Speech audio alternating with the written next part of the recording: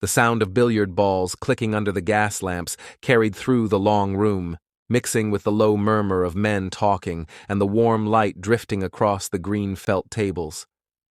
Campbell and Hatch's billiard parlor was one of the few places in Tombstone where the Earps could relax for even a few minutes. On the night of March 18th, 1882, Morgan Earp rested his cue on the floor and leaned over the table, lining up a straight, careful shot. Wyatt sat nearby with Doc Holliday, Dan Tipton, and Sherman McMaster, watching the game the way men do when they're grateful for a quiet evening. They had spent earlier hours at Schieffelin Hall watching a traveling troupe perform light comedy. For a short time, Tombstone felt like a frontier town trying to be civilized, but everyone in the room knew the peace never lasted long. Outside, the night air had cooled. The streets were settling down. But behind the parlor, in the narrow alley that ran along the back wall, someone stood in the dark with a purpose. The rear door had 4 small glass panes. The bottom panes were painted white. The top ones were clear. Anyone standing on the wooden box beneath the door could look straight into the well-lit room where Morgan was bent over the table. The Earp brothers had been under threat for months. The gunfight in the vacant lot near the OK Corral back in October had left the cowboys furious and eager for revenge. Virgil Earp had already been maimed in December by hidden gunmen firing from the shadows. Morgan knew he was a target too. He had sent his wife Louisa to California for her safety. He stayed behind because his brothers were still in danger and because walking away felt like giving up ground.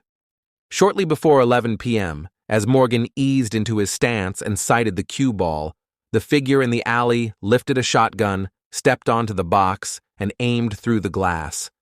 2 blasts shattered the quiet. The first burst of buckshot punched through the clear pane and tore into Morgan's back. The second smashed the painted lower pane and scattered fragments across the floorboards. Inside the parlor, chairs crashed over as men dove away from the sudden violence. Wyatt spun at the sound. Doc Holliday was already on his feet. Morgan jerked upright, staggered, and fell forward across the table, sending the balls spinning in every direction. Wyatt and the others grabbed him and dragged him into a smaller card room behind the parlor, away from the shattered door. Morgan's legs dragged lifelessly across the floorboards. Blood soaked his shirt. He whispered that he couldn't feel his legs and asked what had happened, his breath shaking as he tried to understand why his body wouldn't respond. Wyatt ran into the alley with his pistol drawn, but the shooter had already vanished. He found only the wooden box beneath the shattered window and boot tracks fading into the darkness. No running horses. No shapes slipping between buildings. The attack had taken seconds, and the killer had come prepared. Inside the card room, men crowded around the wounded deputy. Someone ran for Dr. George Goodfellow, the surgeon known for treating gunshot wounds. The lamps flickered as people spoke in hushed voices. Morgan lay on a table, his breathing uneven. Goodfellow arrived quickly, examined the wound, and saw immediately what the buckshot had done. The pellets had ripped downward through Morgan's right shoulder, shattered his spine, and exited near his lower back. There was nothing medicine could do to repair that kind of damage. The doctor worked to ease the pain, but he knew the truth. Morgan wasn't going to survive the hour. Virgil arrived from the Cosmopolitan Hotel, his left arm still useless from his own ambush months earlier. He stood beside Wyatt as Morgan drifted in and out of consciousness. Witnesses later said Morgan spoke softly to his brothers, fully aware he was dying. Not long before midnight, his breathing slowed, and the 30-year-old lawman was gone. The murder did not surprise anyone who understood the bitter feud gripping Tombstone. The Earps had enforced the town's gun ordinances, broken up cowboy schemes, and stood their ground in gunfights and courtrooms. The cowboys had responded with threats, ambushes, and witness intimidation. The shotgun attack on Virgil in December had shown they were willing to kill any Earp they could isolate. Morgan's death finished what the first ambush had started. The next morning, a coroner's inquest examined the scene at Campbell and Hatch's. They studied the shattered glass, the angle of the shots, and the wooden box beneath the rear door. Suspicions settled quickly on men associated with the cowboy faction. Marietta Duarte, the estranged wife of Pete Spence, told authorities that Spence, Frank Stillwell, Frederick Bode, and others had come to her home on the night of the killing, and their behavior convinced her they had taken part in the attack. The coroner's jury named Spence, Stillwell, Bode, and a man identified as Freeze, along with 2 half-breed Indians, as the killers. But naming men and convicting them were 2 very different things. The cowboys produced alibis.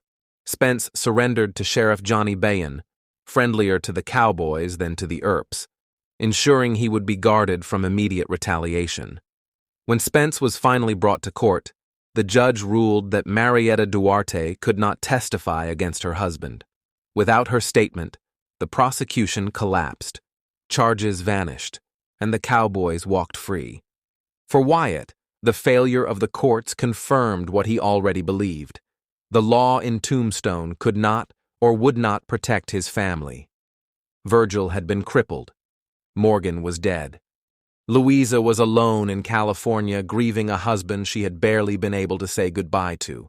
Wyatt decided that if justice would not come through the courts, he would deliver it another way. Morgan's body was placed in a coffin and prepared for the trip to Colton, California, where his parents and Louisa were waiting. Wyatt, Virgil, and their allies escorted the coffin as far as Tucson. There, at the rail yard, they saw Frank Stillwell lurking near the tracks. Wyatt later said he believed Stillwell and other cowboys were waiting to ambush Virgil. That night, shots exploded in the yard.